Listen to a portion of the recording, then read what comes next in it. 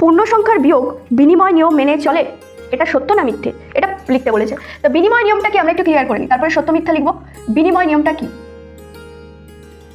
দেখো বিনিময় নিয়ম, দেখো বিয়োগের ক্ষেত্রে চলে কিনা সেটা জানতে চেয়েছে, তাই তো? পূর্ণ সংখ্যার বিনিময় নিয়ম জানতে চেয়েছে।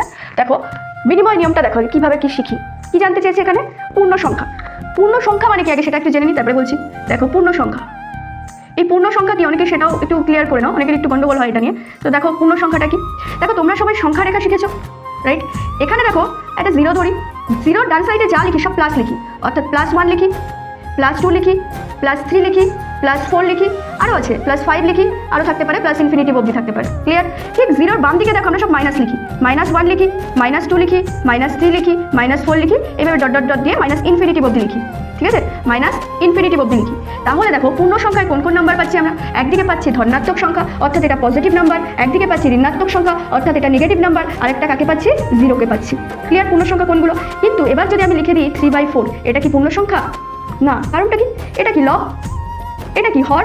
তাহলে লব আর হর যদি থাকে তাকে আমরা কি বলি? ভগ্নাংশ বলি। তাহলে ভগ্নাংশ আর পূর্ণ সংখ্যা এক নয়, দুটো আলাদা। পূর্ণ সংখ্যা মানে 1 2 3 4 5 6 7 8 এইভাবে পুরো ইনফিনিটিভ অবধি যাবে। আবার নেগেটিভভাবে যদি বলি -1 -2 -3 -4 এইভাবে ঠিক ইনফিনিটিভ অবধি যাবে, আর সাথে কি থাকবে? জিরো।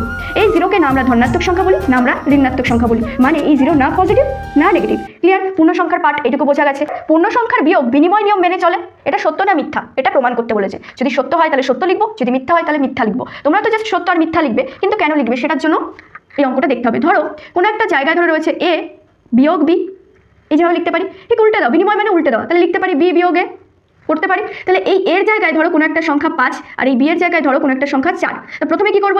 এ বিয়োগ বি বলেছি, তাহলে 5 বিয়োগ 4 করবো। সেকেন্ড ক্ষেত্রে বি এর মান কত নিয়েছি? 4, তাহলে 4 বিয়োগ 5 করবো, ক্লিয়ার? এটুকু দেখো 5 থেকে 4 বিয়োগ করলে কত হচ্ছে? 1, কিন্তু বড় সংখ্যার আগে কি চিহ্ন? এখানে কিছু নেই, মানে প্লাস চিহ্ন, তাহলে এটা +1।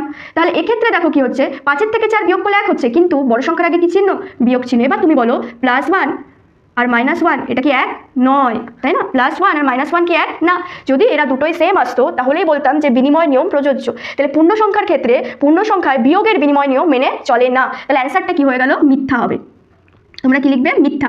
কারণটা বোঝা গেছে। আচ্ছা যদি যোগ হতো তাহলে কি হতো? যোগের ক্ষেত্রে কি পূর্ণ সংখ্যার বিনিময় নিয়ম মেনে চলে? দেখো তো কি হয়। ধরো বিনিময় মানে কি? এখানে লিখতে পারি a + b আর এখানে লিখতে পারি কি b + a। সংখ্যাটা একই নাও, এর জায়গায় কি 5 নিয়েছিলাম, b এর জায়গায় কি 4 নিয়েছিলাম, b এর জায়গায় কি 4 নিয়েছিলাম, এর জায়গায় কি 5 নিয়েছিলাম, যোগ করো 9, যোগ করো 9, বড় সংখ্যার আগে প্লাস প্লাস, বড় সংখ্যার আগে প্লাস প্লাস, এখানেও 9 এখানেও 9। তাহলে যোগের ক্ষেত্রে পূর্ণ সংখ্যার বিনিময় নিয়ম মেনে চলে, কিন্তু বিয়োগের ক্ষেত্রে পূর্ণ সংখ্যার বিনিময় নিয়ম মেনে চলে না। বোঝা গেল?